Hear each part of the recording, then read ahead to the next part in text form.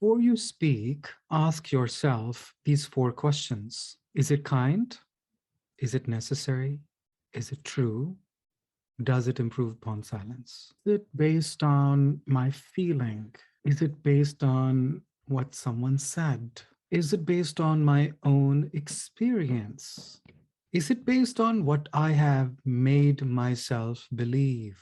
Is it based on what I read someone say? Differentiating truth from fiction is so important, especially my own truth and my own fiction. We're not talking about research yet. I have to know the difference between my own truth and my own fiction that I have concocted for my own self-preservation or for saving my own face. So what happens often is that to hide the truth, because I don't want to deal with embarrassment, I don't want to deal with the consequences, don't wish to work on myself, or I don't want to lose my reputation. So many reasons that you can concoct untruth, jhoot-moot, and then to hide from the second untruth, you concoct another untruth. They're not necessarily big deal untruth. They're just minor modifications of things. And one untruth leads to another untruth, leads to another untruth, leads to another untruth, leads to another untruth. And then it becomes such a mess. You don't even know what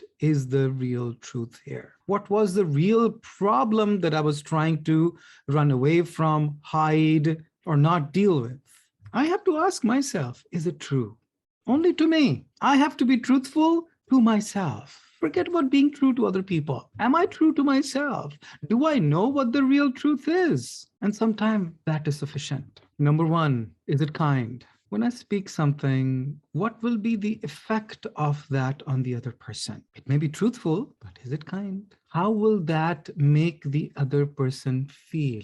If before opening, I can think about it, how will it make the other person feel? Is it kind to that person? Whatever I am wishing to communicate or express, can I put it in such a way that it would be kind to the other person? Almost like human resources manager in the best possible sense. Can I have the nicest candidate inside of me express that truth in a manner that would be kind to the other person? Putting yourself in the other person's shoe, how will that person perceive it? Two, is it necessary? Sometimes are better not said. It may be true, it may be known, it may be understood, it may not be understood. Certain things are better not said.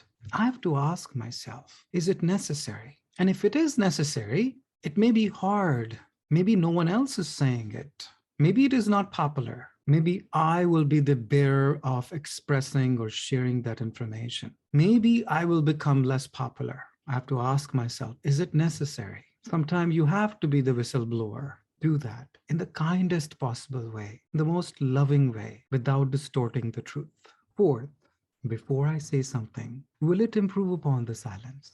Sometimes it is better to not continue the phone conversation. Sometimes it's better to have a timeout when there is an argument. Can we have a bit of a timeout? Because additional words are not helping. They're only hurting. When the angers are flaring up, sometimes it's better to just say, let's stop this anger about this problematic conversation. Better to be silent sometimes, to take a bit of break. Why has it become so important to just constantly talk? Why not take a break from conversation? Sometimes it's so important, so healing not to talk, because no matter what you say will not improve upon the silence. And sometimes, it is better to say something, doesn't matter what it is, than to be silent. And there is no wrong and right here. These are just gauges, gates, filter that each person has to go through for a better, more truthful, kinder communication. And if I can ask these four questions before I speak, my world will become a better place. And what will I tell myself? I love me.